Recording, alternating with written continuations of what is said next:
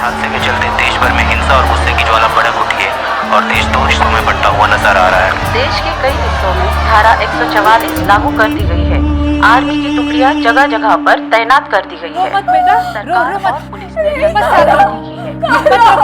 मत रो, सब ठीक हो जाएगा बेटा। कुछ नहीं होगा बेटा, कुछ नहीं होगा। नहीं हिम्मत साथ रखो बेटा। नहीं हो गया, जोर लगा, कुछ नहीं होगा। नहीं जोर लगा बेटा।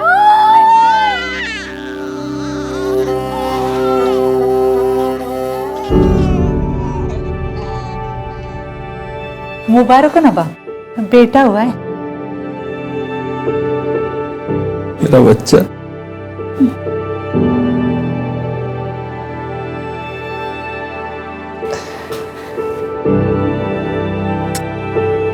ये सब अल्लाह की मेहरबानी है जोया, वरना मैं तो डर गया था कि इतने बुरे समय में कुछ अच्छा भी हो सकता है। जोया, हम इसका नाम अजान रखते हैं। पर पहले इसकी बहन जन्नत को तो बताओ, नहीं तो उसको नहीं बताया तो वो नाराज हो जाएगी। कहाँ है वो? नौ भाई, वो जन्नत बाहर किराने की दुकान तक गई थी। मैं कब से ढूंढ रहा हूँ, बाहर दंगे चल रहे, वो मिल नहीं रही है। क्या? हाँ खाला, आप बच्चे को पकड़ो। मेरी जन्नत को ढूंढी ना, मैं भी जल्दी साथ। जो है मैं जन्नत को लेके आता हूँ। तू आराम कर, मैं जन्नत को लेके आता हूँ। तू आराम कर।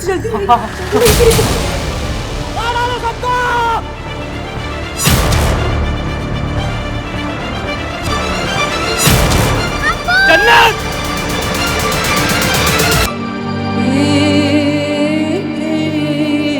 हर काली रात के बाद नया सवेरा होता है।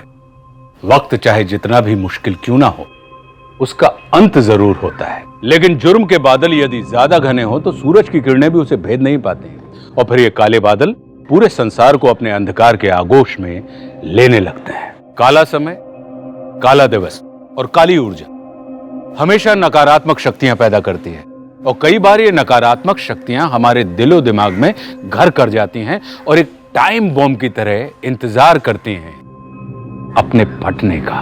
नमस्कार, मैं आशुतोष राणा क्राइम पेट्रोल सतर्क में आप सभी का हार्दिक स्वागत करता हूं। आज मैं लेकर आया हूं जुर्म की एक ऐसी कहानी जो 2021 में तो घटित हुई, पर उसकी जड़ें इतिहास के उस काले दिवस से जुड़ी हुई हैं जिसने ना सिर्फ हिंदुस्तान को बल्कि पूरी दुनिया को चौंका कर रख दिया था।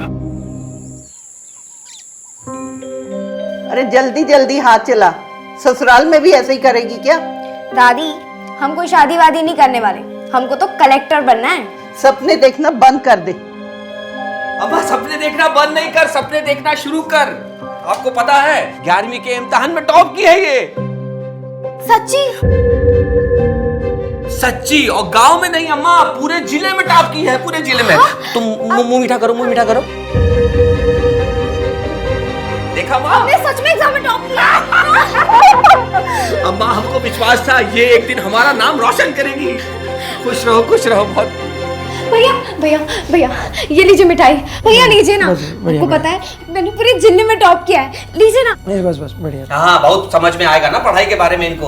अरे कुछ पढ़ लिए होते, कामचोर की तरह घर में पड़े रहते हो। उनको बता रहे, जहाँ इज्जत नहीं मिलेगी ना, नहीं करेंगे काम।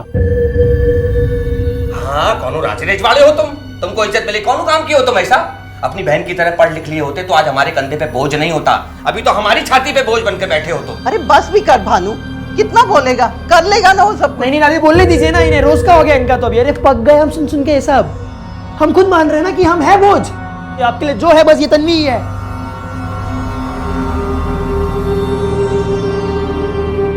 आज रात कच्ची सड़क के पीछे मिलना। ठीक है, मैं तुम्हारा इंतजार करूंगा। तन्वी। हाँ पापा। बेटा, रजत की बातों को दिल पे मत लेना, तुम सिर्फ अपनी पढ़ाई पे ध्यान दो। कोई बात नहीं पापा, वो भैया उस वक्त गुस्से में थे ना, तो इसलिए उन्होंने बोल दिया होगा। काश वो भी तुम्हारे जैसा समझदार होता।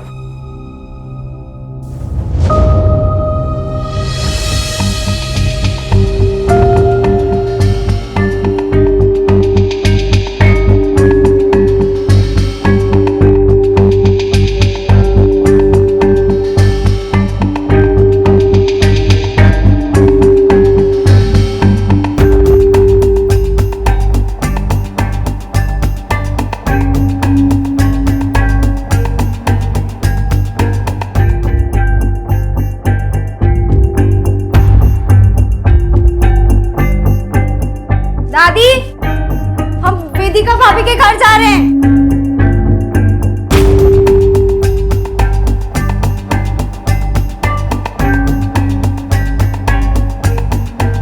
बंसी काका, ये लीजिए आपका खाना। आज खाना लाने में थोड़ी देरी हो गई। हाँ,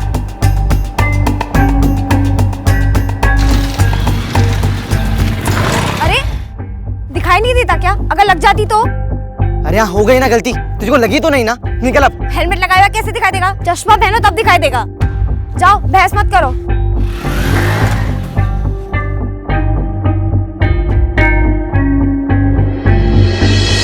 अरे ऐसे नहीं, देखो मैं बताती हूँ। इसे ना ये बाजू जो है ना, उसे 1 से लेके 9 तक लिखना है, ठीक है? और ये बाजू 9 से लेके 1 तक लिखना है, तो तुम्हारा 9 का पहाड़ा हो जाएगा। इसे शॉर्टकट कहते हैं, समझे? अरे शॉर्टकट मत सिखा इसको, वरना जिंदगी भर शॉर्टकट ही मारेगा। वैसे भी बहुत कामचोर है। लेकिन भाभी आप ठीक हैं? आपको इतनी देर हो गई? अरे कपड़े सिलने में ना बस बहुत ही सरदर्दी है लोगों के। निकल रही हूँ। और मैं क्या बताऊँ? अच्छा भाभी मैं चलती हूँ, मुझे देरी हो रही है। ये लड़की भी ना राजधानी एक्सप्रेस है बिल्कुल।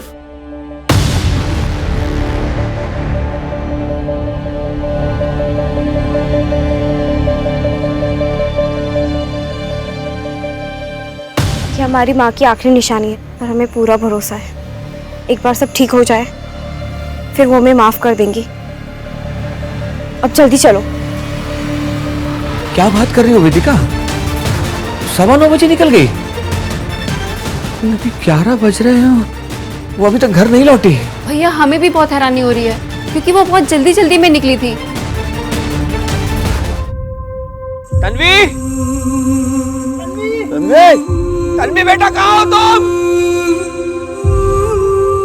तन्वी कहाँ हो तुम? साहब आप समझ क्यों नहीं रहे? हमारी बिटिया ऐसा कर ही नहीं सकती है। आप मेहरबानी करके उसका पता क्यों नहीं लगा रहे? साहब वो कौन मुसीबत में पड़ गई है, आप समझ नहीं रहे। रात भर से ढूंढी तो रहे हैं ना। इस उम्र में लड़का लड़की अक्सर ऐसा कदम उठाते हैं, फिर प्यार व्यार के चक्कर में बढ़ के घर से भाग जाते हैं। चिंता मत करो, करते हैं कुछ।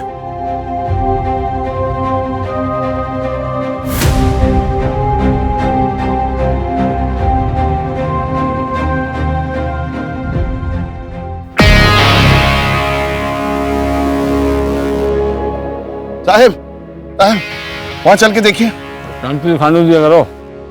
चलिए चलिए चलो। साहिब आइए, ये देखिए देखिए।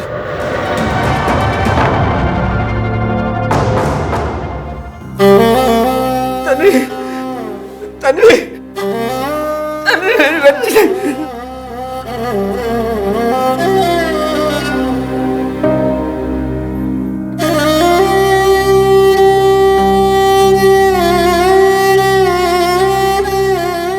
देखो मामला साफ है। तुम्हारी बेटी तन्वी घर से पैसे और गहने लेकर अपने आशिक के साथ भाग गई और आशिक ने दे दिया धोखा। वो लेकर निकल गया पैसे और गहने, और इस शर्मिंदगी में तुम्हारी बेटी ने लटक कर दे दी जान। मामला साफ है, समझे? गलत बात कर रहे हैं आप, एकदम बकवास बात कर रहे हैं। हमारी बेटी हमको छोड़कर कहीं नहीं जा सकती। प्यार करती थी हमसे वो। अरे उसको किसी ने मार कर लटका दिया। आप साफ साफ देख क्यों नहीं सकते? हमारी बेटी आत्महत्या नहीं कर सकती, नहीं कर सकती, नहीं कर सकती।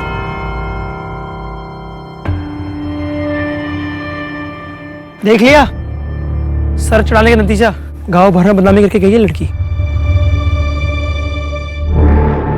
साहिब, तन्वी की मौत फांसी लगने से हुई। अब चाहे उसको किसी ने लटकाया हो या उसने खुदकुशी की हो, और बॉडी पे कोई दूसरा निशान नहीं। बॉडी से कोई डीएनए मिला? नहीं साहब, रिपोर्ट में कुछ नहीं है। तो बोलो चटनी भिजवाए। चटनी नहीं दिया। वो जमीन हमारे दादा की है तो उस पर हमारा ही हक हुआ ना। अरे कौन कागज वागज है तुम्हारे पास? क्या कागज वागज लगा रखा है? पूरा गांव जानता है हमारे बाबूजी की कड़ी मेहनत देखकर आपके दादाजी ने जमीन दिया था। कड़ी मेहनत से सींचा उसको पसीने से। आज उपजा वो भी तो हक जताने लग गए। कैलाश भानु सही कह रहा है, जुबान की कुछ कीमत होती है। जयदीप काका रहने दीजिए, यहाँ बात करने से ना कोई फायदा नहीं है। हम पंचायत से बात करेंगे और फिर वही फैसला करेगी। ए तन्वी, तुझे तमीज नहीं है क्या? चाचा जी कुछ बोल रहे थे ना, बीच में क्यों काटा? रहने दो अखिल, ये लड़की सही कह रही है। अरे पापा, अब आप टेंशन मत लो। अब हम ही फर्स्ट आएंगे। आएगा ही। तुझे पछाड़ने वाली तन्वी वो तो अब इस दुनिया में रही नहीं, और अब तुझे फर्स्ट आने के लिए ज्यादा मेहनत भी नहीं करनी पड़ेगी। भैया पुलिस बोल रही है उस तन्वी ने आत्महत्या की है, कौन चक्कर वक्कर था शायद उसका। सुना तो हमने भी यही है, लड़का कोई अपने गांव का है।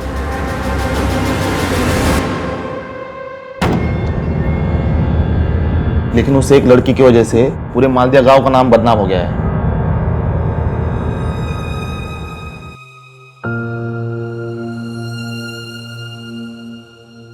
अरे बिटिया लाओ हम कर देते हैं। नहीं नहीं पापा, छोटा सा ही तो नहीं, काम है। पापा हमें अपनी कमजोरी का सामना करने दीजिए ना।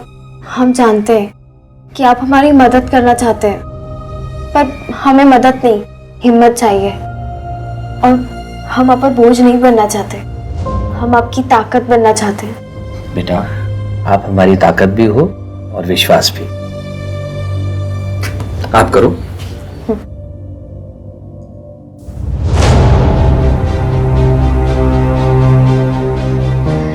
ये देखिए हो गया।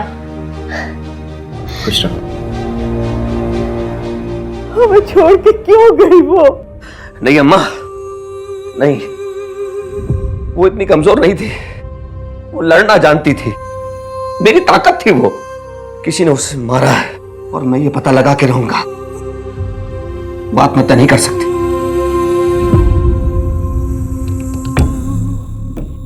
देखिए दरोगा जी, ये सब उस भानु की चाल है।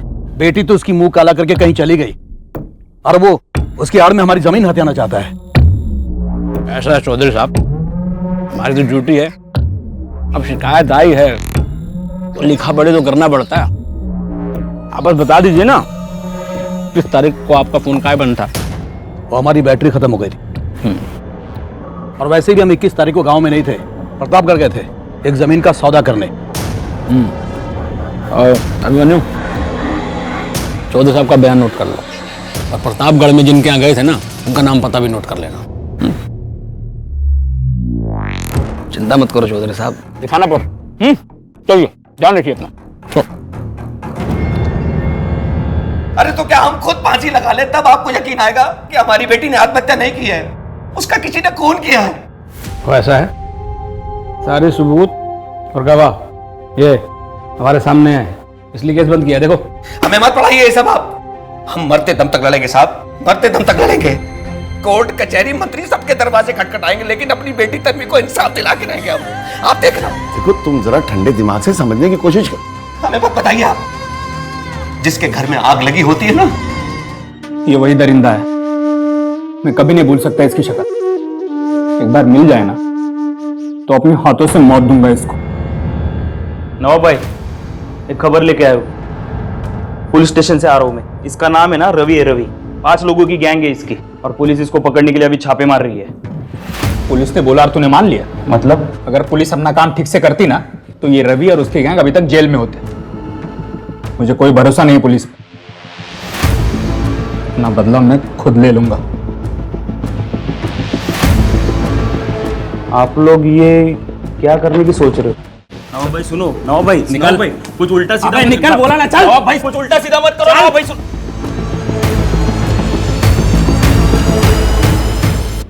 ना मालती लवकर लवकर या 7:30 बज गए, 8 बजे का ऑर्डर। आई चल जल्दी रहो। हाँ मनोज कहाँ है?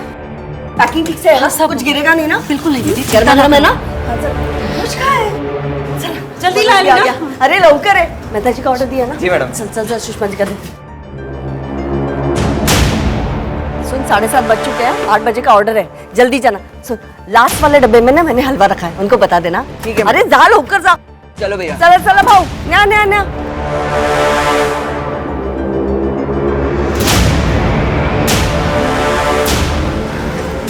लेट झालं बाबा।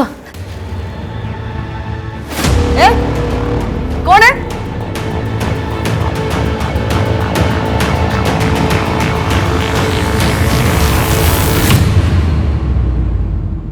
आज हमने हमारी कंपनी के पूरे 100 ऑर्डर्स पूरे कर दिए, इसलिए मेरी तरफ से आप सबको बोनस। ये लो। Thank you madam. ये लो। उप्स।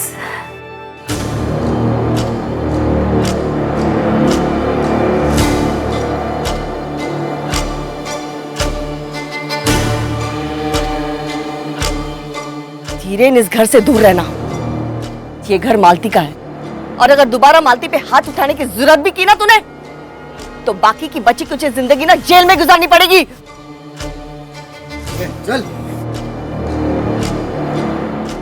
चिंता मत कर, मैं हूं ना।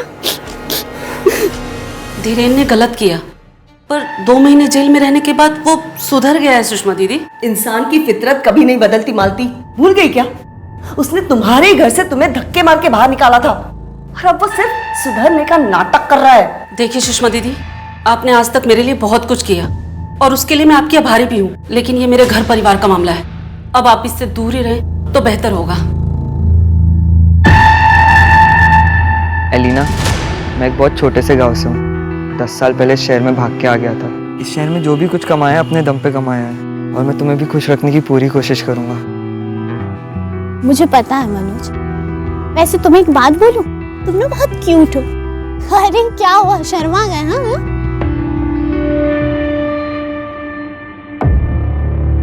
मैं चलता हूँ।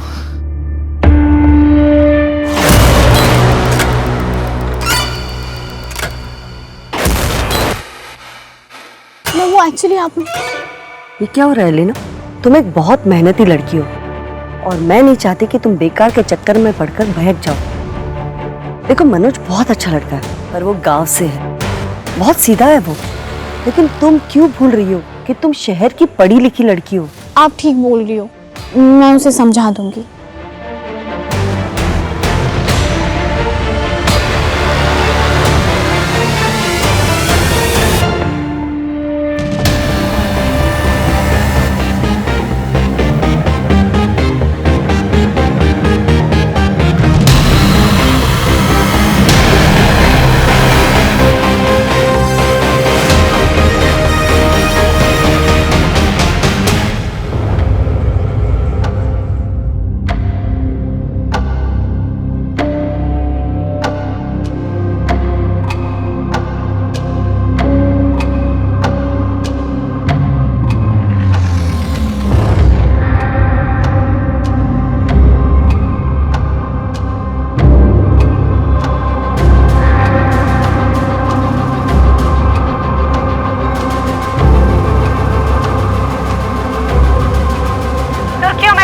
मालदिया सुसाइड केस में एक नया डेवलपमेंट हुआ है। विक्टिम के पिता की बहुत दिनों की जद्दोजहद के बाद सरकार ने इस केस में स्पेशल ऑफिसर अभय चौहान की नियुक्ति की गई है, जो कि आ चुके हैं।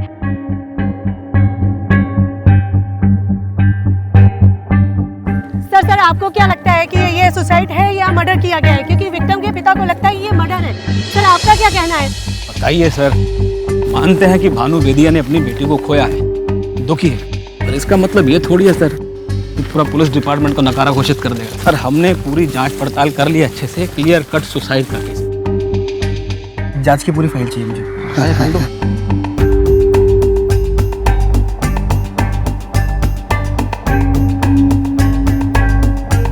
16 साल की बच्ची थी, इसी डाल पे लटकी थी साहब। हाँ सर, बाकी गांव वालों को बयान वगैरह सब लिए हैं, इसका डिटेल है सर। आप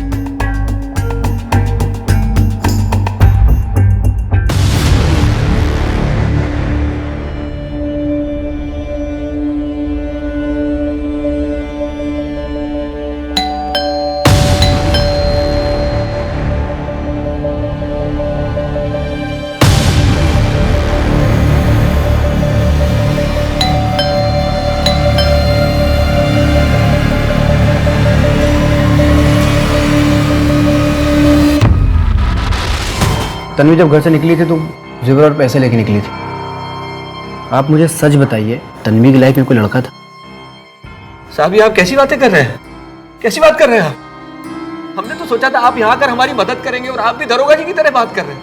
हमें आपसे कुछ नहीं कहना, बहुत निराश किया आपने हमको। हमें कुछ नहीं कहना आपसे। साहब, तन्वी की चप्पल, उसका बैग और उसका फोन, ये सब रिकवर नहीं हुआ था। उसके फोन को हमने ट्रेसिंग पे डाला है, पर अभी भी उसका फोन बंद आ रहा है। कैलाश चौधरी, उससे पूछताछ में कुछ पता चला? सर चौधरी साहब तो प्रतापगढ़ गए हुए थे, कंफर्म किया था हमने। और कोई सस्पेक्ट? नहीं साहब, गांव वालों से पूछताछ की थी। क्राइम सीन पे जो स्टूल मिला था उसका क्या? वो भी पता किया था सर, पर गांव के आधे से ज्यादा घरों में सेम स्टूल है सर।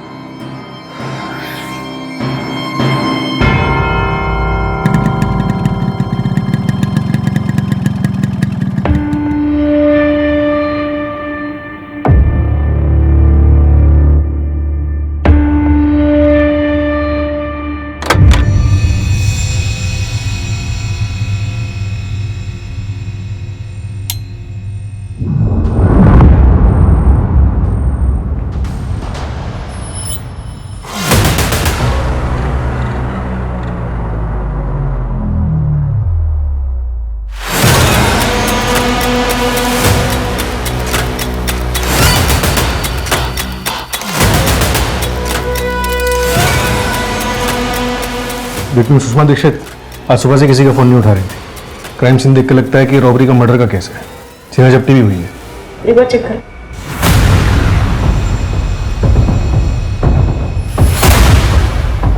हटिस, ऊपर देखो। माथुर कुछ मिला? मैडम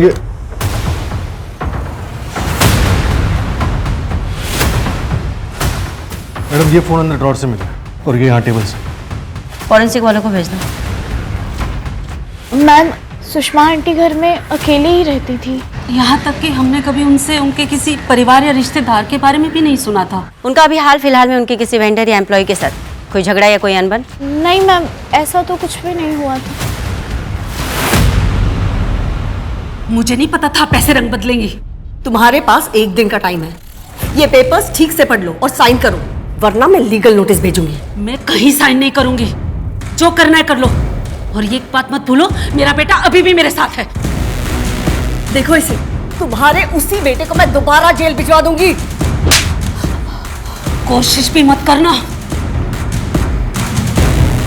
काली रात की काली परछाई ने शायद सबको अपनी चपेट में ले लिया था। जहां एक तरफ मासूम तन्वी बेदिया की निर्मम हत्या कर दी गई थी, वहीं दूसरी तरफ मालदिया गांव से कोसों दूर इंदौर शहर में सुषमा दीक्षित को भी बड़ी क्रूरता से मौत के घाट उतार दिया गया था। आखिर क्या सच्चाई थी इन दोनों घटनाओं के पीछे?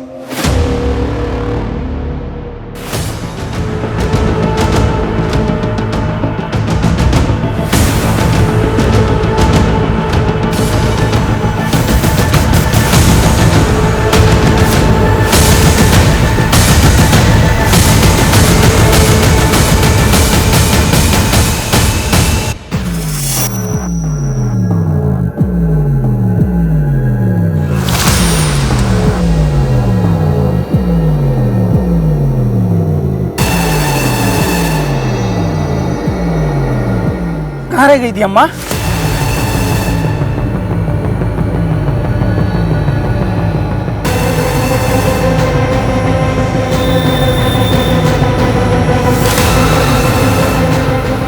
अम्मा 4 दिनों बाद आ रही है। देख रही हो क्या हालत हो गई है। कब तक चलेगा ऐसे? बस अब हमको कुछ नहीं पता। हमको अपने घर में रहना है बस। ये नामुमकिन है। क्यों नामुमकिन है अम्मा? गांव वाले तो सारी पुरानी बातें भूल गए होंगे। और अब तो तन्वी भी मर चुकी है। मैडम, पोस्टमार्टम रिपोर्ट के हिसाब से सुषमा दीक्षित का रेप हुआ था और उनके सर पर भी चोट का निशान था। जो स्ट्रगल में लगा हो सकता है, और उसके बाद में गला दबाकर उनकी हत्या कर दी गई। माथुर, उस सीडीआर रिपोर्ट का क्या हुआ? मैडम, सीडीआर रिपोर्ट के हिसाब से 16 मई को सुषमा दीक्षित को लास्ट कॉल एक पिज्जा डिलीवरी बॉय का आया था।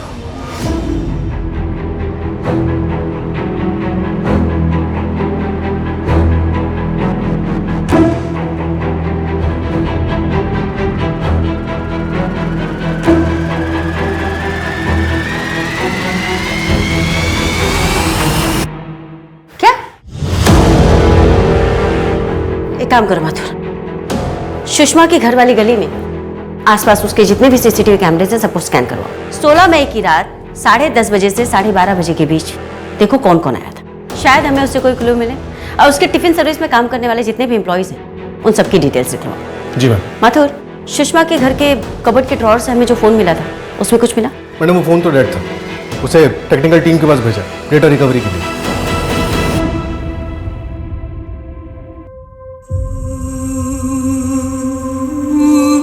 अम्मा देखा कितनी समझदार है। घर के काम करती है, पढ़ती है और हमारी मदद भी करती है। अम्मा, हमारी ही तन्वी के साथ ये सब काहे हुआ? हमारी बिटिया न जाने कहाँ सहा होगा उसने।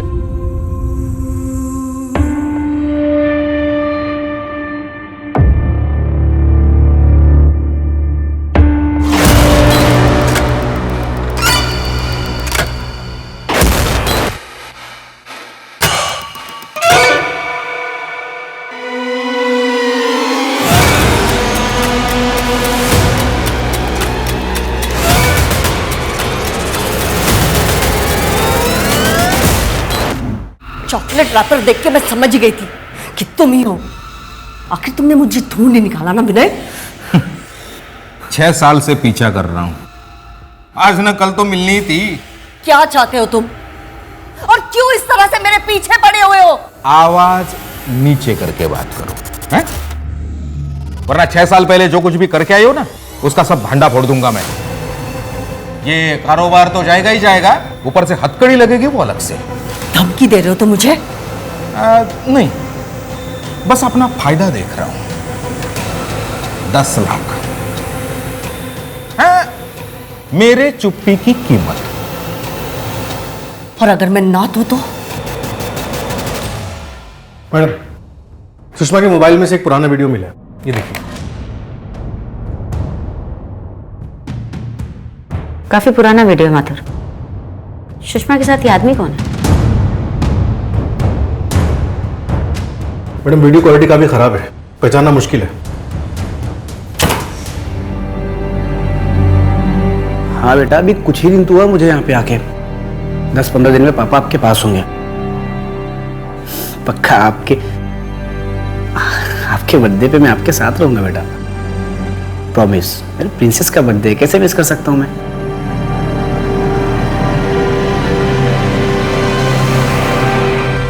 अच्छा बेटा, मुझे कुछ काम है, मैं आपसे बाद में बात करता हूँ। और सुनो, घर से बाहर जाना तो मम्मा को साथ में लेके जाना, अकेले बाहर मत जाना। साहब वो तन्वी की मैसेज डिटेल्स आ गई। हादसे के बाद उसने किसी को मिलने के लिए बुलाया था। मतलब भागने का प्लान था। नंबर किसके नाम पे रजिस्टर्ड है? साहब क्या ये नंबर तो तन्वी के भाई रजत बेदिया के नाम पे रजिस्टर्ड है। इस रजत ने नंबर तेरे लिए लिया था। अभी सच बता, तन्वी से क्यों मिला था? झूठ बोला तो बहुत मारूंगा। साहब, हमने किसी को नहीं मारा।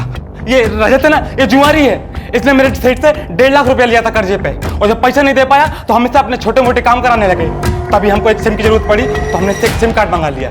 सच से क्यों मारा तन्वी को? बोल साहब। ये इसकी बहन तन्वी को सब पता चल गया था इसके कर्जे के बारे में। उसने हमें सामने से मैसेज किया और हादसे वाली रात हमें मिलने बुलाया उसने।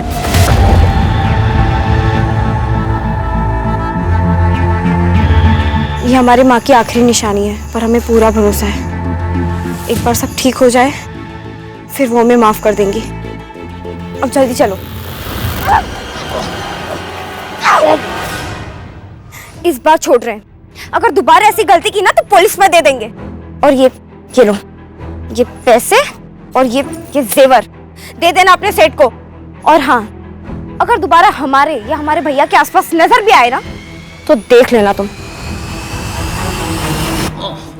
तेरी कहानी अधूरी है, पूरी कहानी मैं बताता हूँ तुझे। एक 16 साल की बच्ची ने तेरी पिटाई की तो तेरी मर्दानगी को ठेस पहुंची, जिसकी वजह से तूने उसकी हत्या करके उसको पेड़ पे टांग दिया। अरे साहब, हमें क्या इल्जाम लगाते हो? इससे पूछना रजत से 2 साल पहले इसके घर में क्या हुआ था। पूरे गांव को पता है, इन लोगों ने आपको नहीं बताया क्या?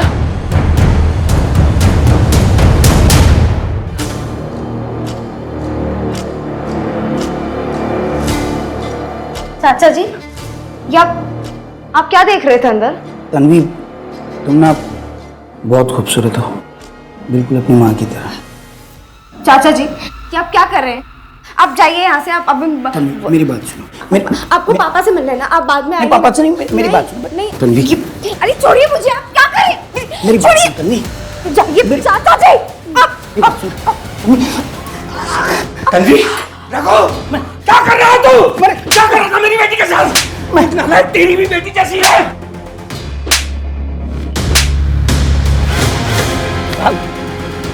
हमने कुछ नहीं किया साहब, कसम खा के बोल रहे हैं।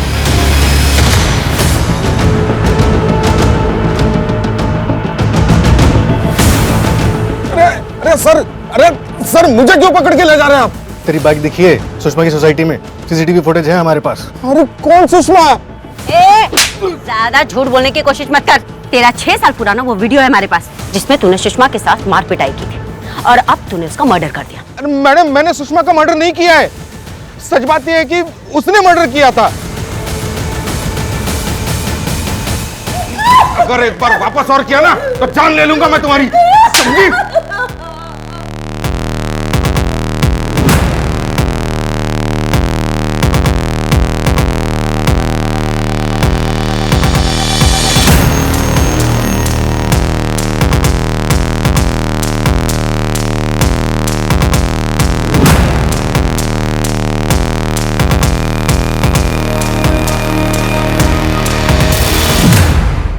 अरे कहाँ जा रही हो जाने मन?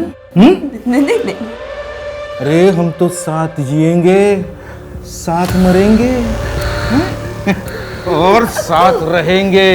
अगर वापस ये किया ना ऐसी हरकत तो तुम्हारी बदला लेने के लिए तूने उसका मर्डर किया। अब ये बता कि 6 साल बाद क्यों किया? एक तो पहली बात, मैंने उसका मर्डर नहीं किया, मैं खुद उसे 6 साल से ढूंढ रहा था। पिछले महीने उसकी एक पोस्ट देखी सोशल मीडिया पे, काफी अमीर हो गई थी, तो मैं उससे मुआवजा लेने गया। कैसे मुआवजा? मैडम एक मिनट, मैंने असली कातिल को देखा है। कौन हो सकता है कातिल? अगर चंदू ने तन्वी को नहीं मारा तो किसने मारा? हम तो बोले हैं आपसे, आत्महत्या है। नहीं शुक्ला, तन्वी आत्महत्या करने वालों में से नहीं थी। वो एक बहादुर लड़की थी, उसने अपने चाचा के साथ फाइट बैक किया, चंदू की पिटाई की। क्यों करेगी सुसाइड? और तन्वी भागने वाली नहीं थी, ये बात चंदू से कंफर्म हो गया। साहब, तन्वी की चप्पल और उसका बैग दोनों बरामद हो गए। किसी ने खेत में गाड़ रखे।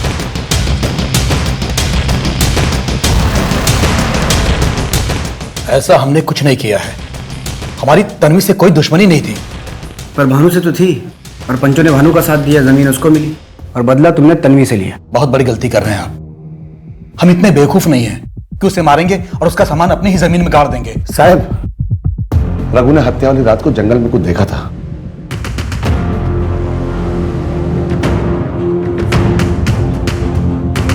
क्या साहब?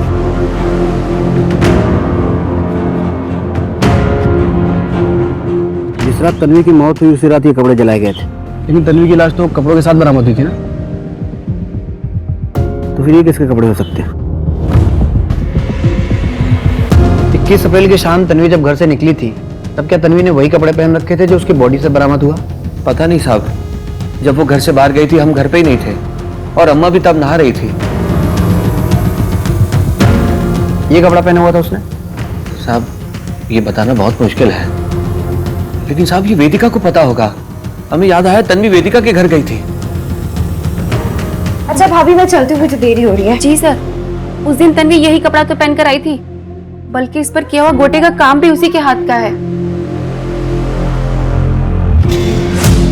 ये कपड़ा फॉरेंसिक लैब भेजो डीएनए टेस्ट के लिए, और आसपास की मार्केट में पता करो कि तन्वी की बॉडी जिस कपड़े में मिली थी वो कपड़ा किस दुकान से खरीदा गया था। तन्वी का सारा कपड़ा जलाया, सिर्फ उसका सामान गाड़ा गया। मतलब डीएनए मिटाने की कोशिश हुई। कहीं उस बच्ची के साथ कुछ गलत तो नहीं हुआ? 16 साल की बच्ची से इतना गुस्सा? बेबुनियादी गुस्सा बहुत खतरनाक अवतार होता है सर। ये भयानक आक्रोश अपने साथ ऐसी तबाही लेके आता है जिसकी चपेट से कोई नहीं बच पाता। ऐसा होते मैंने पहले भी देखा, तब मैं 24 साल का था। अरे मुझे लगा आप रवि और उनके दोस्तों को मारने की प्लानिंग कर रहे हो। अरे नहीं भाई, हम उनको पकड़ के पुलिस में देने वाले। कहाँ देखा तुमने? उस तरफ, बड़ा मार्केट की तरफ। जोया, जोया रुक जा, जोया मैं कहता हूँ रुक जा। आप दूर हटिए। कहाँ जा रही हो तुम? तब आप अब पीछे हटिए, मुझे कुछ सवाल मत पूछिए, मुझे जाने दीजिए। अरे लेकिन इतनी रात को कहाँ जा रही हो? आप घर जाइए, हमारे बच्चे आजाद के पास जाइए। हम दोनों जाएंगे आजाद के पास। तुम इसमें क्या छुपा रही? उसमें कुछ नहीं। जोया मुझे दिखाओ उसमें क्या है। मुझे मेरी बच्ची जन्नत की मौत का बदला लेना होगा। मुझे बच्ची तो मेरी बेटी, पुलिस के पास जाएंगे हम। नहीं, बदला लेना होगा। अब ये दिखा। कुछ भी नहीं है, मैं आपको कह रही हूँ ना, अब पीछे हटिए।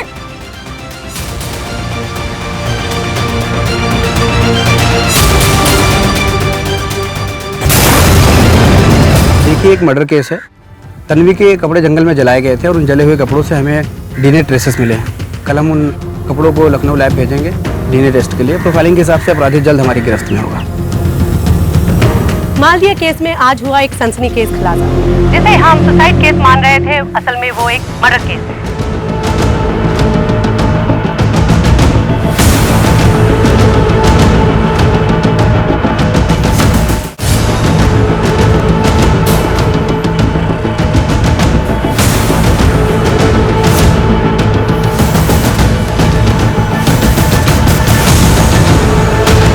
जले हुए कपड़े पे डीएनए नहीं मिलता है।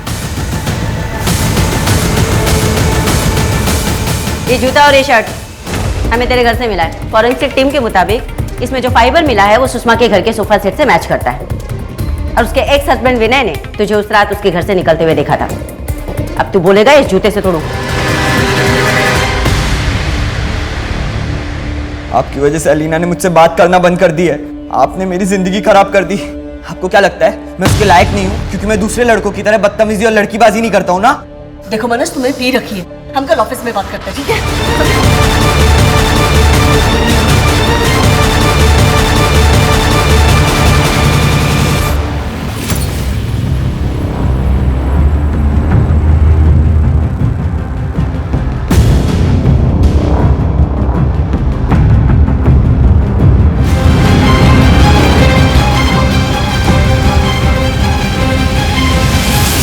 मनोज के बेमतलब के आक्रोश ने उसकी अपनी खुद की जिंदगी बर्बाद कर दी। हाँ मैडम, और वो मालदिया सुसाइड केस में भी एक नया मोड़ ले लिया। उस लड़की ने सुसाइड नहीं किया, उसका मर्डर हुआ था। समझ में नहीं आता एक 16 साल की बच्ची के साथ कोई ऐसा कैसे कर सकता है। ऐसा लगता है बच्चे कहीं पे भी सुरक्षित नहीं, फिर चाहे वो गाँव हो या फिर शहर। बच्चे ही क्यों माता, 45 साल की strong independent lady Sushma Dikshit, उन्हें भी कहाँ बख्शा गया। कितनी बुरी तरीके से टॉर्चर करके मारा गया मालदिया गांव के बच्चे की तरह। It's really sad. हमने एक आदमी पकड़ा हुआ है, उसने हमें बताया है कि आरोपी कौन है।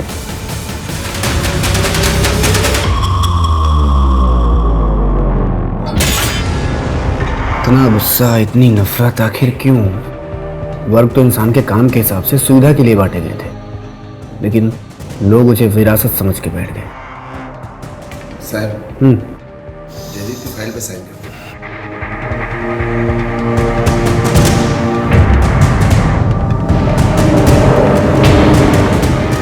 6 दिसंबर।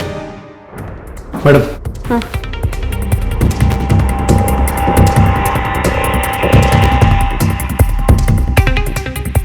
6 दिसंबर।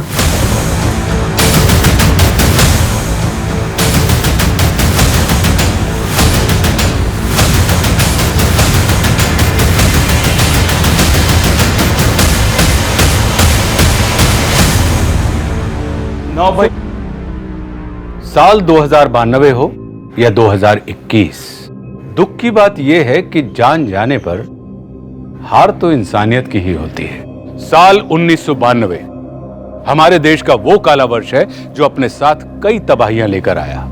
उस वर्ष ना जाने कितनों ने अपनी जानें गंवाई, कितनों के घर उजड़े, शहर के शहर जलकर खाक हो गए, और ये सब हुआ सिर्फ असहनशीलता के कारण। आज 2021 में भी हमारी ऐसी क्रूरता के पीछे हमारी ओछी सोच, पसंद के प्रति असहनशीलता ही है जो हमें फिर से विकास से कोसों दूर ले जा रही।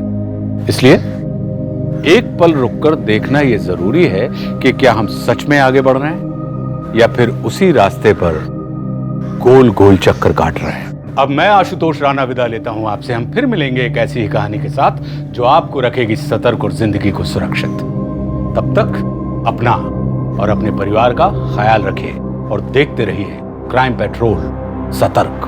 जय हिंद। मैं आशुतोष राणा क्राइम पेट्रोल सतर्क में आप सभी का हार्दिक स्वागत करता हूं। जब भी हम किसी पुलिस वाले को देखते हैं या किसी भी लॉ इन्फोर्समेंट ऑफिसर को जिसने वर्दी पहनी हुई हो, तो हमें एक निश्चिंतता महसूस होती है।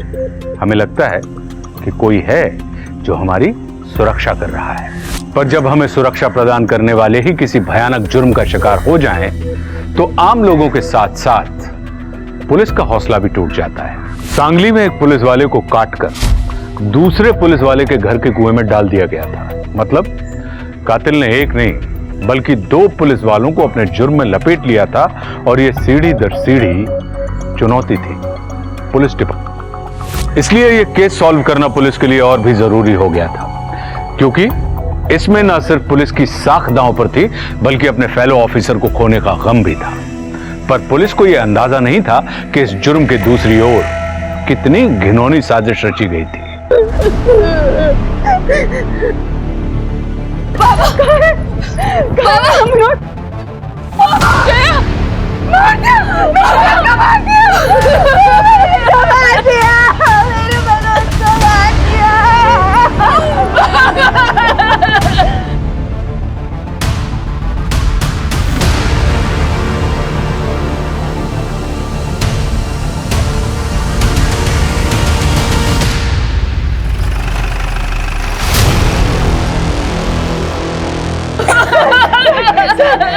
ये नहीं क्या किया, ये नहीं क्या किया, ए जया चुप कर, ड्रामा बंद कर, चुप। कामले, ड्रामा तुम भी बंद कर दो।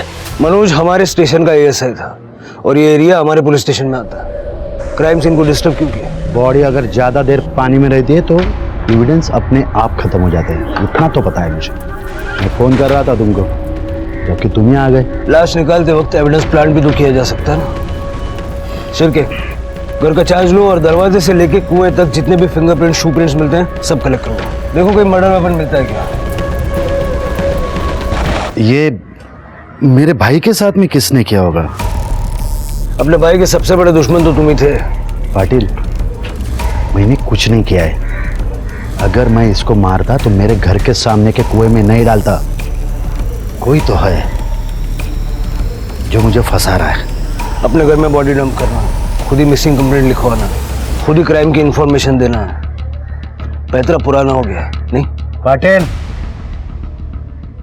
करप्ट पुलिस वालों को आवाज ऊंची करना सूट नहीं करता। कल रात को कहाँ थे? ड्यूटी पे था, अभी अभी तो आया हूं। पूछ लो किसी को भी।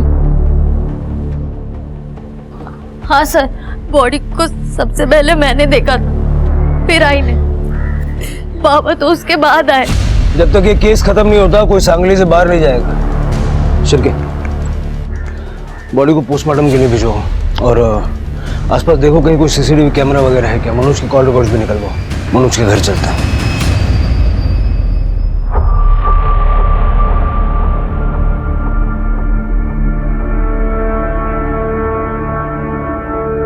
प्राची 2 दिन पहले चली गई और आज किसी ने मनोज को।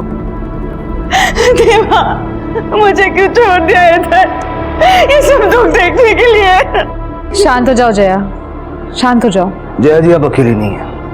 मनोज मेरे स्टेशन का एएसआई था और उसकी फैमिली हमारी फैमिली। अब ये बताइए कि कल हुआ क्या था? मनोज को आपने आखिरी बार कब देखा? मनोज की नाइट ड्यूटी थी।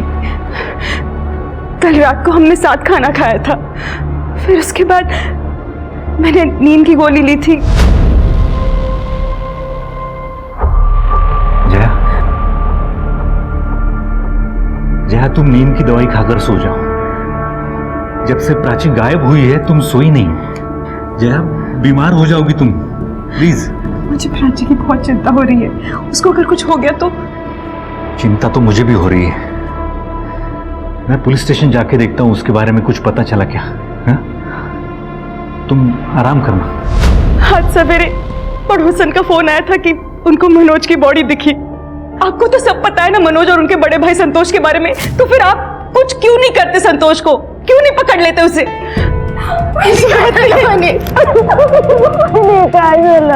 सर, ये मनोज सर की बहन है और ये उनके पति अजीत दादू।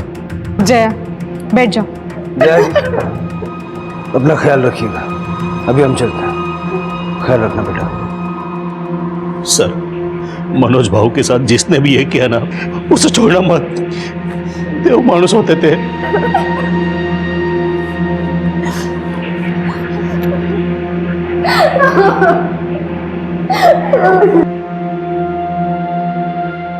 मनोज कांबळे एक अच्छे पुलिस वाले की मिसाल था। एक पुलिस वाले के लिए हमेशा सबसे ऊपर कानून होता है और कुछ नहीं। और मनोज ने ये हमेशा साबित किया। यहां तक कि उसने अपने सगे भाई की एंटी करप्शन ब्यूरो में कंप्लेंट की।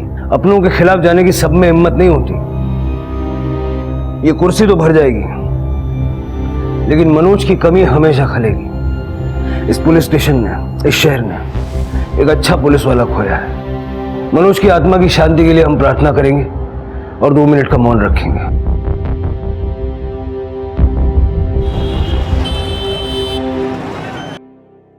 कैसा आदमी है तू? अपने ही सगे भाई को मार डाला? अरे पागल है क्या? मैं क्यों मारूंगा उसको? क्योंकि उसने तुम्हारी पोल खोल दी इसलिए। क्या ये? हाँ, ये आप ठीक नहीं कर रहे हो दादा। खानदान का नाम तो बिगाड़ ही रहे हो, ऊपर से वहिनी के साथ भी गलत कर रहे हो। वो नीना के साथ ऐसे, छी, लाज नहीं वाटली तुम्हाला? चुप रहे, जास्त शहाणपण नाही करायचा। अपने काम से काम रख, समझे? इसको क्या धमकी दे रहे हो? तुम अब भी जाते हो ना नीना के पास? ना वर्दी से वफादारी, ना बीवी से, और मेरे ही घर में रह के मेरे साथ चीटिंग करते हो। अरे मैंने नहीं मारा है उसको। तो कल रात किधर था तू? बोल ना, उस नीना के साथ ना है, तुझे जल्द ही बेघर होना है। धमकी नहीं देने का मेरे को, औकात में रहे। ये मत भूल कि तू मेरे घर में रहता है। सर, मनोज कामले की केस को मैंने बहुत अच्छी तरह से स्टडी किया है। मनोज कामले का सबसे बड़ा दुश्मन उनका खुद का भाई संतोष कामले है, जो कि प्रभात नगर पुलिस स्टेशन में पीआई है, और सर उनका एक असिस्टेंट है, और सर उनका ही आदमी निकम। इन दोनों को मनोज ने 6 महीने पहले रिश्वत लेते हुए रंगे हाथों पकड़वाया था। सर कुछ नहीं मिलेगा सर। वो मेरे भाई ने मुझे फंसाने की कोशिश की है सर। मैं सच कुछ मिला सर? कुछ नहीं मिला सर। निकम के घर पे कुछ पैसे मिले थे। निकम ने संतोष का नाम लिया था, लेकिन संतोष के खिलाफ कोई सबूत नहीं मिला। निकम को सस्पेंड कर दिया गया इसे, लेकिन कुछ दिनों के बाद बेल मिल गई। और जब आप छुट्टी पे गए थे, निकम ने यहाँ पुलिस स्टेशन में आके बहुत हंगामा मचाया था।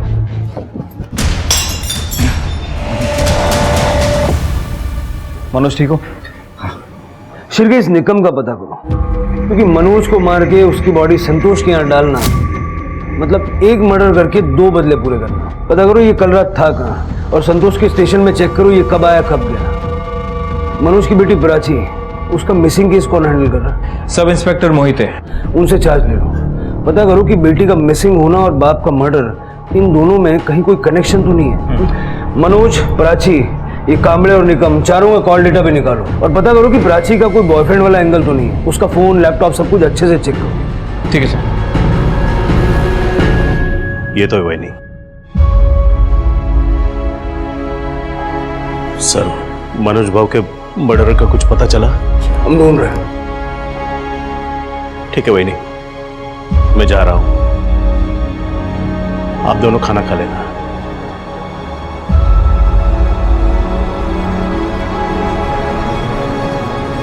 जया जी, हमें प्राची के बारे में कुछ बातचीत करनी है। बता दूंगी, लेकिन आपको पता है सब कुछ संतोष ने किया है, फिर भी आप उसको पकड़ क्यों नहीं रहे? देखिए, ऐसे बिना किसी सबूत के किसी को पकड़ नहीं सकते, और संतोष तो वैसे पुलिस वाला है। कोर्ट केस के लिए हर एंगल की जांच करना जरूरी होता है, और प्राची का गायब होना एक एंगल है।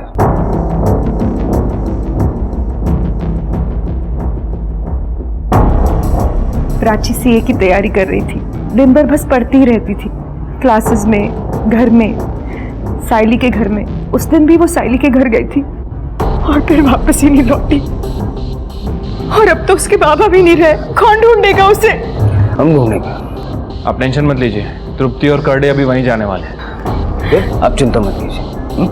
तृप्ति, करडे, प्राची का रूम चेक करो। शिरके, मनोज का रूम चेक करो। मनोज का रूम कौन सा है?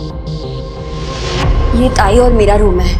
ये मेरा बेड है, और यहाँ पे ताई का सामान है, और उनका बेड और टेबल है।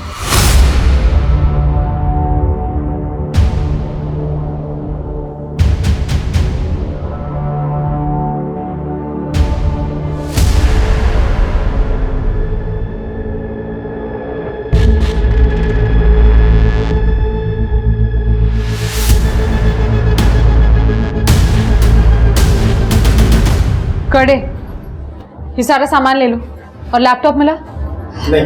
वो जब दीदी पढ़ने गई थी तो लैपटॉप अपने साथ लेकर गई। ठीक है।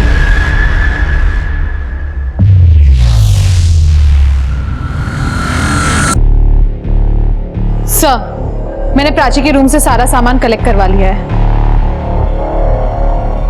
सर, मनोज के रूम से कुछ फोटोग्राफ्स मिले हैं।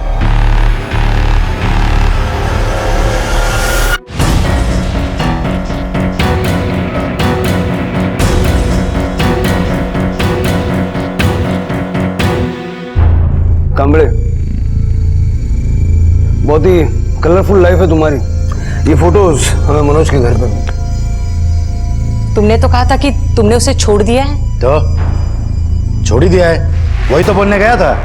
आपको पता था इस बारे? हो साहब, वो मनोज मेरा देवर, उसी ने मुझे सब बताया। उसने कहा कि ये मेरा पति अपने सारे पैसे इस नीना पे उड़ाता है, और इसने मुझे कहा था कि मनोज की वजह से इसकी बदली हो गई, उसका पगार कम हो गया। और फिर मनोज ने मुझे सब सच बता दिया। पिछले महीने इसने मुझे कहा था कि इसने उससे रिश्ता तोड़ दिया है। मतलब मनोज को पता चल गया था कि ये अफेयर अभी तक खत्म नहीं हुआ। और हमने पता भी किया है। कल आप ड्यूटी पे भी नहीं थे सर। तो इसी ने मारा है मनोज को, क्योंकि ये घर और जमीन मेरे नाम पे है और मैंने इसे कहा था या तो उसे छोड़ या तो मेरा घर छोड़। मनोज इसकी पोल खोल देता ना, इसीलिए इसी ने मनोज को मारा है। अरे मूर्ख है इसका तू, अपने पति पे इल्जाम लगाएगी। कल रात को कहाँ थे ये बता। नीना के घर। शिरके इससे एड्रेस लो और इसकी अलावा चेक करो और मनोज के टाइम ऑफ डेथ से मैच करके देखो। ठीक है सर। शिरके इसका फुटेज रिकवर करवाया? सर ये घर पिछले 6 महीनों से बंद है। यहाँ पे एक ओल्ड कपल रहता है जो अपने बच्चों के पास यूएसए गया हुआ है, इसलिए फुटेज नहीं मिल पा रही है सर। कुछ मैनेज करो, रिकवर करवाओ। ठीक है सर। तृप्ति कुछ मिला? सर मैंने प्राची के कॉल डिटेल्स चेक किए। प्राची परसों रात को अशोकनगर में थी, जबकि उसने कहा था कि वो अपनी दोस्त साइली के घर पे जा रही है पढ़ने के लिए। साइली कहाँ रहती है? सर आरटी रोड पे। अशोकनगर तो ऑपोजिट डायरेक्शन में है और काफी दूर है। और क्या क्या मिला? लैपटॉप? सर लैपटॉप तो नहीं मिला, लेकिन लैपटॉप का एक बिल मिला है। शिरके आजकल ये बिल से लैपटॉप का नंबर पता कर सकते हैं ना? हाँ सर, मैं आईटी टीम को बोलता हूँ पता करने के लिए। तृप्ति साइली से बात करो। शिरके अजीत के फोटो का जरा पता करो। ठीक है सर। मैम प्राची कभी यहाँ आई ही नहीं, ना परसों ना कल, कभी भी नहीं। क्या? पर प्राची की मदर ने तो बताया कि वो तुम्हारे यहाँ ही आती थी रोज पढ़ने के लिए। मैम वो यहाँ आने का बहाना बनाती थी। एक्चुअली वो साइली सच सच बताओ, प्राची के फादर का मर्डर हुआ है, शायद प्राची की जान भी खतरे में हो सकती है। वो सैफ और प्राची का अफेयर चल रहा है। सैफ हमारे सीए क्लासेस का सीनियर स्टूडेंट है, वो दोनों ग्रुप स्टडी करते थे। सैफ ने प्राची को प्रपोज भी किया था।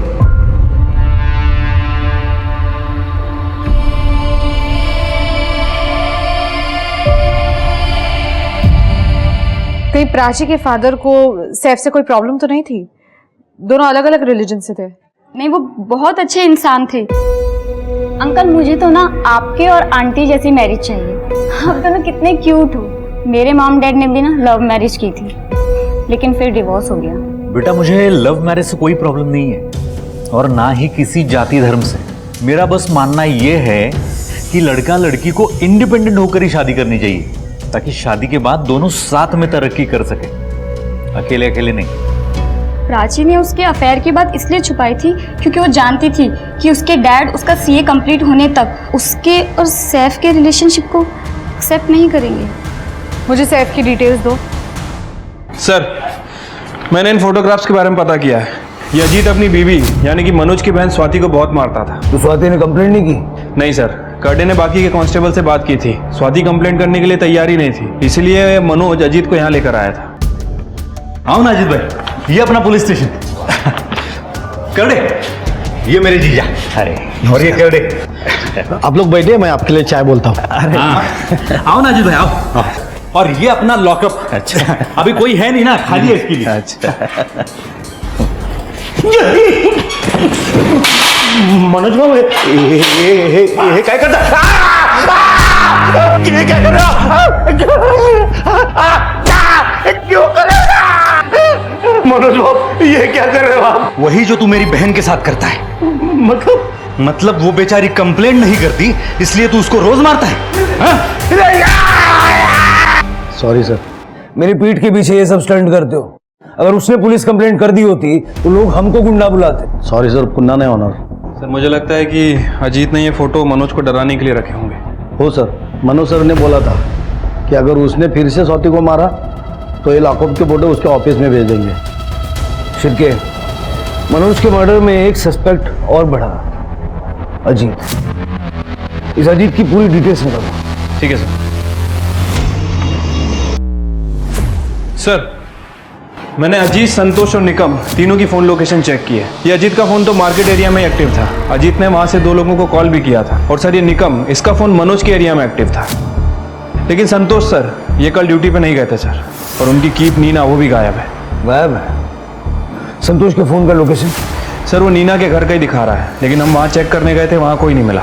शिरके ऐसा हो सकता है कि मनोज ने कल रात संतोष का पीछा किया हो नीना के घर तक और संतोष ने उसे देख लिया और नीना के साथ मिलके मनोज को मार डाला और बाद में नीना को भगा दिया हो सकता है सर, क्योंकि ये मनोज का फोन अपने घर से थोड़ी दूर जाके बंद हो गया था, तकरीबन 12 बजे के आसपास। लेकिन संतोष नीना को क्यों भगाएगा? वो तो उसकी सबसे स्ट्रांग एलिबाई है। हो सकता है कि नीना खुद डर के भाग गई हो या फिर संतोष ने नीना को भी। शिरके, मुझे संतोष का अरेस्ट वारंट चाहिए। ठीक है सर। इधर। हाँ मैम, प्राची मेरी गर्लफ्रेंड थी और आप मानोगी नहीं लेकिन बहुत प्यार करता था मैं उससे। फिर तुम्हारी गर्लफ्रेंड कहाँ गायब है सैफ? कहीं ऐसा तो नहीं कि प्राची के फादर ने तुम दोनों का रिलेशनशिप एक्सेप्ट नहीं किया इसलिए तुमने मनोज का मर्डर कर दिया?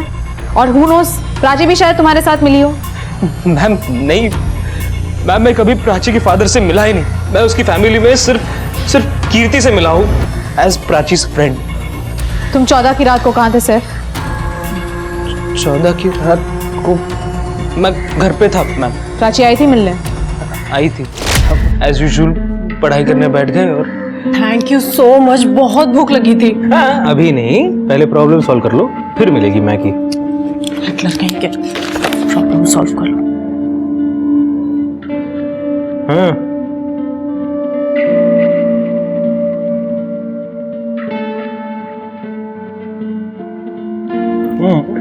अभी मैं खा लूं? नहीं अभी नहीं, पहले प्रॉब्लम। क्या यार,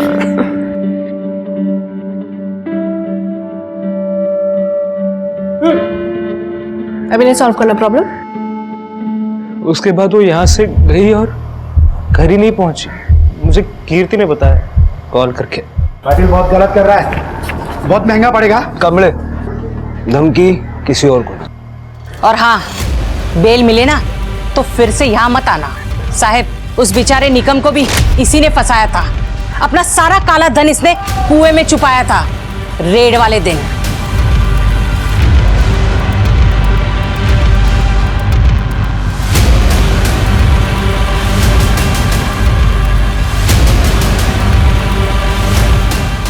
तेरे को तो मैं छोड़ूंगा नहीं। चल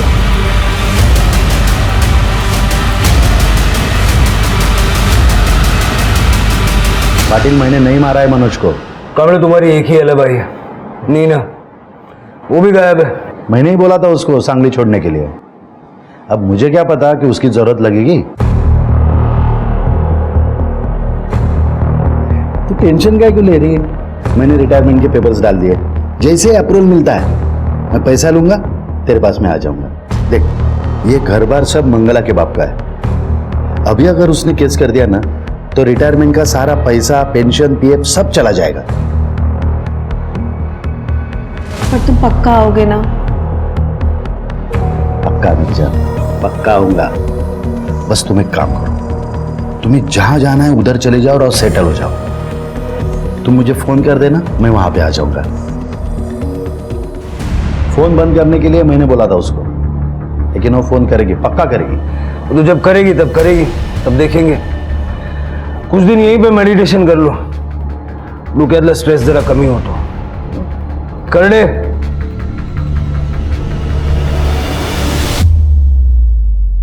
जरा लवकर करते हो। सर, मैंने प्राची की सारी डिटेल्स निकलवाई। प्राची का सैफ के साथ अफेयर चल रहा था। प्राची रात को सैफ के घर से तो निकली लेकिन अपने घर पे नहीं पहुंची और रात के 9 बजे तक दोनों, सैफ और प्राची की लोकेशन सैफ के घर की थी। और सर, एक अजीब बात सामने आई है। सैफ के नंबर पे प्राची से ज्यादा कीर्ति के कॉल्स और मैसेजेस आते थे। तृप्ति, ये लव ट्रायंगल या जिल्टेड लवर का मामला हो सकता है। इस कीर्ति का जरा पता करो, कहाँ जाती है, क्या करती है।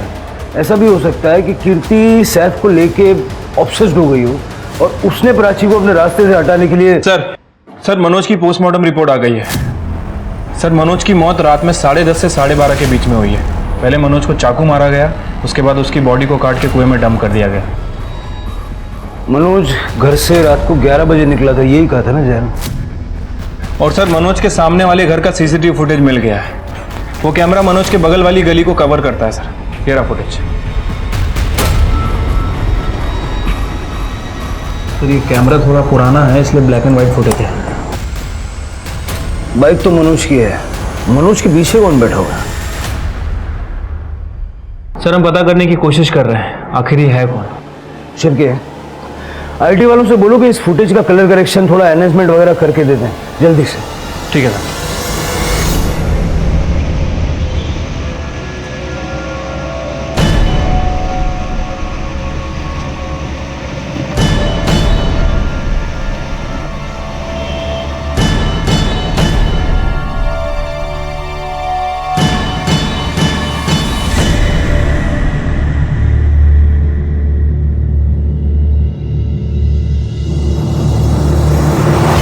सर ये कृति मुझे कुछ गड़बड़ लग रही है। ये सैफ के साथ कुछ ज़्यादा ही टाइम स्पेंड करने लगी है। उसको कंसोल करने के बहाने उसी के साथ रहती है। और सर कीर्ति ऑनलाइन अबॉर्शन क्लिनिक सर्च कर रही थी। Abortion clinic? उसका कोई बॉयफ्रेंड है क्या? No sir. सर प्राची के लैपटॉप में जो डेटा था वो रिकवर हो गया है। प्राची का लैपटॉप एक सर्विस रोड पे एक भिखारी को मिला था जिसने उसे दुकान पे बेचा था। दुकान वाले ने हमें इन्फॉर्म किया। शुक्र है टेक्नोलॉजी का, जिसके कारण पुलिस को इतने जल्दी और इतने पुख्ता सबूत मिल जाते हैं। सीसीटीवी फुटेज और प्राची के लैपटॉप की वजह से पुलिस को मनोज और प्राची के केस में बहुत सहायता मिली। अब तक मनोज के कातिल का पता नहीं चल पाया था, पर प्राची के दुश्मन उसके घर में ही मिल गए। प्राची की बहन कीर्ति ने प्राची के बॉयफ्रेंड के साथ संबंध बना लिए थे। अब ये सैफ की रजामंदी से था या नहीं, ये तो बाद में पता चलेगा। पर प्राची की कहानी जानने के बाद अब पुलिस को यकीन हो गया था कि प्राची की गुमशुदगी में कहीं ना कहीं उसकी अपनी बहन कीर्ति शामिल है। पर इसके बाद जो सच पुलिस के सामने आया वो किसी भी रिश्ते को शर्मसार कर देने वाला था। ये देखिए सर, प्राची इसमें अपनी डायरी लिखा करती थी। मेरी और सैफ की मुलाकात सीए क्लासेस में हुई। कितना हैंडसम है वो और सीनियर भी है। हम लोग ग्रुप स्टडीज में भी साथ ही रहते हैं और आजकल तो पूरा दिन सैफ के साथ ही निकलता है। I am so happy. Oh my God, आज सैफ ने मुझे प्रपोज किया एंड ऑब्वियसली मैंने हाँ कर दी। लेकिन ये बात अभी पापा से थोड़ा छुपा के रखनी होगी ताकि पापा मेरी पढ़ाई पूरी करने दें। फिर कीर्ति को सैफ के बारे में पता चल गया तो मुझे उसे सैफ से मिलवाना ही पड़ा। वो तो पहले दिन से ही सैफ को जीजू बोलने लगी। वाओ दीदी, बड़े हैंडसम जीजू मिले मुझे। आज मुझे पता चला कीर्ति सैफ को पसंद करने लगी है। क्या? वो झूठ बोल रही है तुमसे? देखो, मैं उससे सिर्फ तुम्हारी वजह से बात करता हूँ। मुझे कोई इंटरेस्ट नहीं है कीर्ति में। देखो, अगर तुम दोनों के बीच में कुछ हुआ ना तो मुझसे बुरा कोई नहीं होगा। फिर मैंने कृति के फोन में सैफ और उसके फोटोज और वीडियोस देखे। आज मैं सैफ को कन्फ्रंट करने वाली हूँ। लगता है आज सब कुछ खत्म हो जाएगा। कीर्ति और सैफ दोनों को उठाओ, दोनों के फोन की लोकेशन चेक करो, देखो इस सब में दोनों साथ थे या नहीं। सर, इनहांस फुटेज आ गए।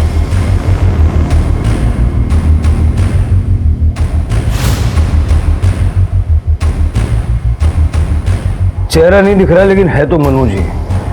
उसे यूनिफॉर्म के साथ जूते दूसरे पहने हुए हैं। सर ये मनोज तो काफी प्रोटोकॉल फॉलो करता था, हमेशा पूरी वर्दी पहनता था। सर ये देखिए, मनोज के पीछे जो बैठा है उसने जूते चप्पल कुछ नहीं पहना है। जहां में मनोज की बॉडी मिली वहां जूते नहीं मिले थे ना।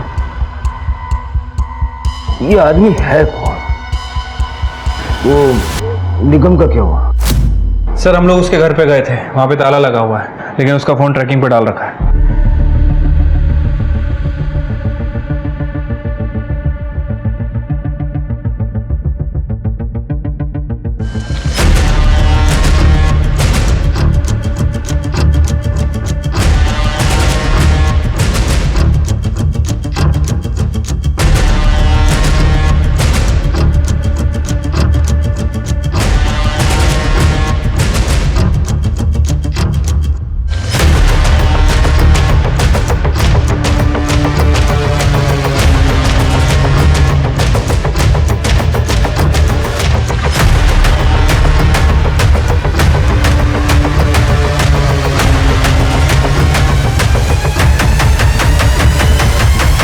सर मैं अपनी गर्लफ्रेंड को क्यों मारूंगा सर? सर वो मेरी बहन है, मैं उसको क्यों मारूंगी सर? इसलिए ये तुम्हारी मेडिकल टेस्ट है, तुम प्रेग्नेंट हो तो बच्चे का डीएनए टेस्ट करेंगे तो पता चल जाएगा कि बच्चा सैफ का है। मुझे कोई फर्क नहीं पड़ता, बदनामी तुम्हारी होगी। सर सैफ और मैं एक दूसरे से प्यार करते हैं, इसका मतलब ये तो नहीं है ना कि हम किसी का मर्डर करेंगे? 15 तारीख को तुम्हारे मोबाइल की लोकेशन सैफ के घर की क्यों है? सैफ की, तुम्हारी, प्राची की, सबके मोबाइल की लोकेशन से तुमने प्राची को मारा और बाद में अपने बाबा को भी मारा, है ना? ठीक है, मत बताओ। ये हमारे करड़े और स्मिता की बड़ी कंप्लेंट है, बहुत दिनों से किसी को रिमांड पे नहीं लिया। कर लो, आज साफ कर लो। नहीं सर नहीं सर नहीं सर सर मैं सब बताती हूँ सर मैं सब बताती हूँ। क्या करी हो? ताई को मैंने नहीं मारा सर, इसने मारा है। ताई को मेरी प्रेगनेंसी किट के बारे में पता चल गया था सर।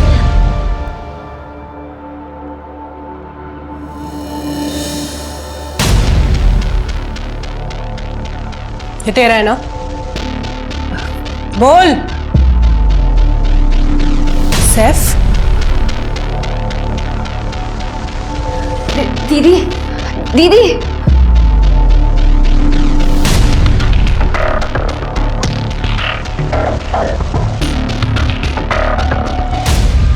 तो जब प्राची आई तब क्या हुआ?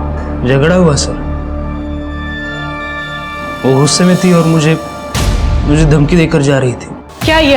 हाँ क्या है ये? मेरी बहन को प्रेग्नेंट किया और मुझसे शादी के वादे करते थे तुम? तुम्हें तो मेरे पापा ही ठीक करेंगे। प्राची रुको छोड़ो मुझे। Prachi let me explain. Prachi देखो मुझे तुमसे कुछ बात नहीं करनी है।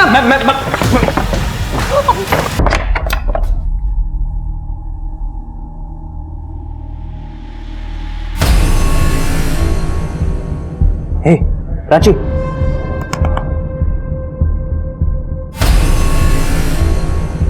प्राची। सर मैं पूरी रात बॉडी के पास बैठा रहा सर, मुझे समझ नहीं आ रहा था कि मैं क्या करूं। सर प्राची के पापा पुलिस में थे तो हॉस्पिटल भी नहीं जा पा रहा था सर। उसके बाद मैंने रात को कुछ क्राइम शोज देखे कि बॉडी ठिकाने कैसे लगानी है ये समझ में आया। तब मैंने कीर्ति को कॉल किया और उसे हेल्प के लिए बुला लिया। जल्दी अब वो मर गई है सर। मेरे पास इसके कुछ वैसे वाले फोटोज थे, अगर ये आने के लिए मना कर देती तो मैं इसे ब्लैकमेल करता। और मैंने ना नहीं बोला सर, मैं ना ताई की किट से परेशान हो गई थी। उस रात मैं खाना खा के जल्दी सोने चली गई थी ये बोलकर कि मेरे सर में दर्द हो रहा है। जया, कीर्ति, तुम दोनों परेशान मत होना, हमने पुलिस कंप्लेंट कर रखी है, अभी पता चल जाएगा प्राची के बारे में। बाबा मेरा सर दुख रहा है, मैं रूम में जा रही हूँ। बाबा ने कंप्लेन कर दी थी जल्दी, क्योंकि ताई नहीं मिल रही थी। उन लोगों का मेरे पे ध्यान नहीं था तो मैंने रूम लॉक किया और खिड़की से भाग गई। कितने बजे? कुछ 10 बजे गई और 2 बजे वापस आ गई सर।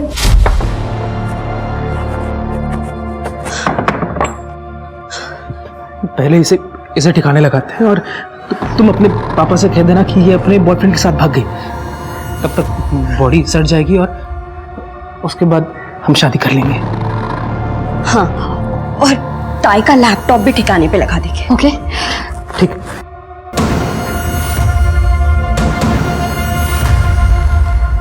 शिरकेन के साथ जाओ और बॉडी रिकवर करो। एक लड़के के लिए अपनी सगी बहन को मार डाला। मैंने ना ताई को मारा है ना बाबा को मारा है सर, मैंने किसी को नहीं मारा। तूने मारा होगा मनोज को, पुलिस वाला था, उस तक पहुंच गया होगा। नहीं सर, मैं 2 बजे कीर्ति को घर छोड़ गया और उसके बाद अपने घर चला गया था।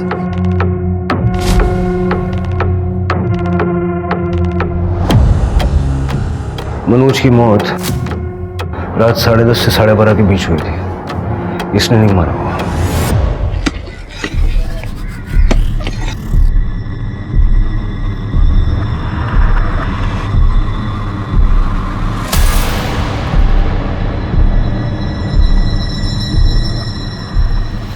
तृप्ति, बॉडी को पोस्टमार्टम के लिए भेज दो। सर, संतोष सर के खिलाफ कुछ भी मर्डर एविडेंस नहीं मिला। किसने किया होगा ये? सर, सातारा में मिला सर। पुलिस की नाक काटने का कॉन्ट्रैक्ट ले रखा है क्या तुम सबने? हाँ, हालत बगा ऐसी। मनोज के एरिया में क्यों गया था? क्यों मारा मनोज को? मीना मार ला सर। हाँ, मैं उसे मारने वहाँ गया जरूर था, लेकिन तभी वो मनोज का जीजा, वो गेंडा, वो अंदर गया। उसके बाद एक लंबा आदमी भी अंदर गया। तो सर मैंने सोचा इतने सारे लोग अंदर हैं तो आज मारना सेफ नहीं होगा, इसीलिए मैं वहाँ से चला गया था सर। शिरके, अजीत उस वक्त वहाँ था? नहीं सर, अजीत तो मार्केट में था और वो सीसीटीवी फुटेज में भी दिखा नहीं है। कैसे दिखेगा सर? Sorry sir. सर, उसके घर के पीछे एक पतली गली है, शॉर्टकट, जो सीसीटीवी के कवरेज में नहीं है। अजीत के नंबर से जितने लोगों को कॉल किया गया था सबसे बात करो, अजीत को उठाओ। ये जो मनोज के पीछे बैठा है, इसको जानते हो? नहीं सर। सर, क्या आपसे मिलने आएंगे?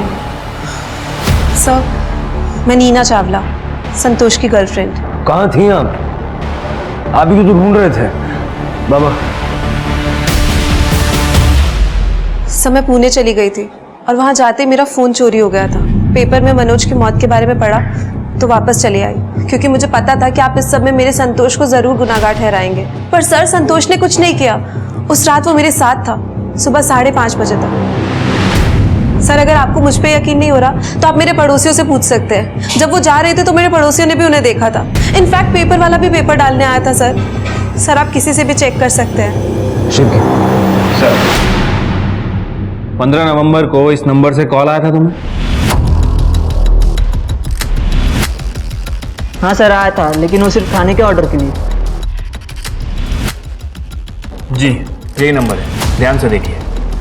हाँ सर, मुझे इसी नंबर से कॉल आया था, लेकिन कॉल अजीत ने नहीं, मुकेश ने किया था। मुकेश मेरा फियांसे है और वो अजीत के साथ सेम ऑफिस में काम करता है। उसने बोला था कि उसकी फ़ोन की बैटरी डेड हो गई है। तो ठीक है, कोई बात नहीं, आप मुकेश का नंबर दीजिए। हाँ साहब, मैं ही मुकेश हूँ, लेकिन मेरे इस क्राइम से कुछ लेना देना नहीं साहब। तो फिर तू अजीत का फ़ोन क्यों यूज़ कर रहा था? सर, वो अजीत ने बोला था उसका अफेयर चल रहा है किसी के साथ, तो ये फ़ोन तो अपने पास रख, नहीं तो बीवी को फ़ोन का लोकेशन का पता चल जाएगा तो प्रॉब्लम हो जाएगी। और उसने ये भी कहा था कि 1-2 बार फ़ोन कर लेना, तो मैंने फ़ोन कर लिया साहब। एक हाउसवाइफ को मोबाइल की लोकेशन कैसे पता चल सकती है? सर, हाउसवाइफ को नहीं, लेकिन पुलिस वाले के लिए फ़ोन लोकेशन निकालना बहुत ही आसान है। मतलब सर, मनोज, मैंने उसकी सारी फाइल स्टडी की है। मनोज ने अजीत का फ़ोन ट्रैकिंग पे लगा रखा था। मतलब मनोज जानता था अजीत के अफेयर के बारे में और इसके लिए उस पर नजर रखे हुए था। ये आदमी अजीत तो नहीं है। हाँ सर, अजीत काफ़ी हेल्दी है, लेकिन ये पीछे बैठा हुआ आदमी अजीत के मुकाबले काफ़ी दुबला पतला सा है। यानी ये आदमी या मनोज का जानने पहचानने वाला था या फिर किसी अनजान आदमी को लिफ्ट दी थी। अनजान आदमी मनोज को क्यों मारेगा? शिरके, इस टाइम का डम डेटा निकालो। मुझे इस आदमी का नंबर हर हाल में चाहिए और मनोज की बॉडी फैमिली को सौंप दूंगा। ठीक है सर।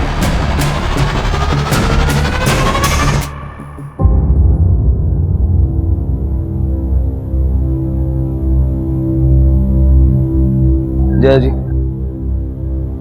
अपना ख्याल रखिएगा। पति और बेटी मर गए, एक बेटी जेल में। मुझे भी कोई बात दो, कैसे जीऊंगी मैं अकेली? शांत हो जाइए वहीनी, मैं और स्वाति यही शिफ्ट हो जाते हैं।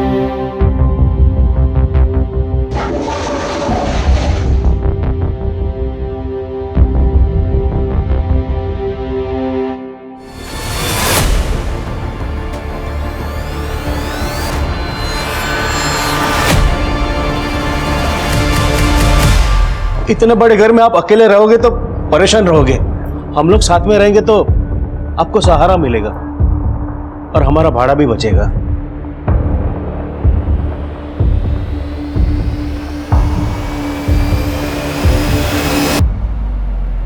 सर जैसा कि आपने मुझे कहा था, मैंने अजीत के फाइनेंशियल रिकॉर्ड्स चेक किए।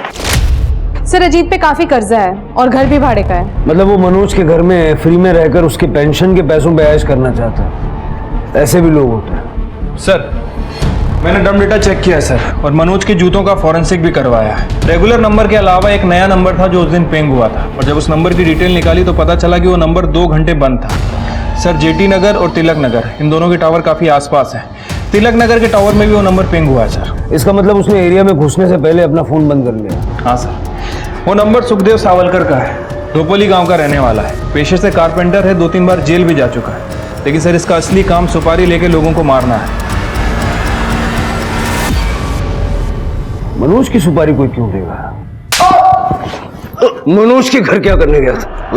देखने गया था कि मर गया था? सुपारी किसने दी? धंधे का उसूल है साहब, मैं किसी का नाम नहीं बताता, चाहे जान से मार डालूं। इसका पूरा फोन चेक कर लिया, कुछ नहीं मिला।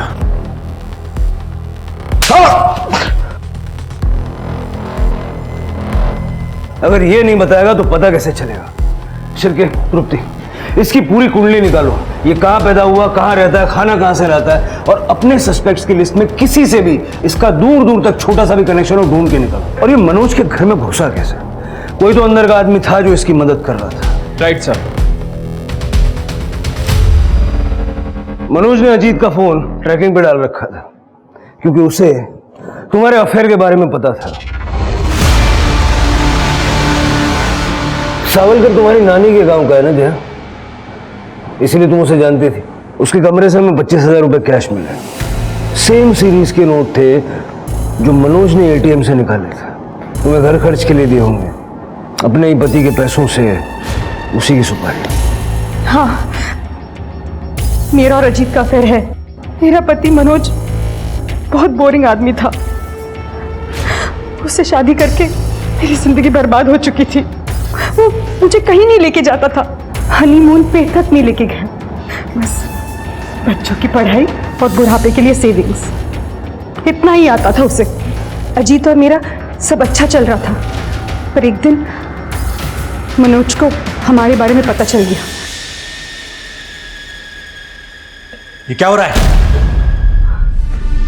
हाँ अजीत, तुम समझ रहे, ऐसा कुछ नहीं। आवाज नहीं वाटत, चुपचाप सांगली निकल जाने का। समझ गया ना? नहीं तो मार दूंगा तेरे को। चल। फिर उसने अजीत को सांगली छोड़कर जाने को कहा। मेरी सनक गई। फिर मैंने सावलकर को कांटेक्ट किया और मनोज की सुपारी दे दी।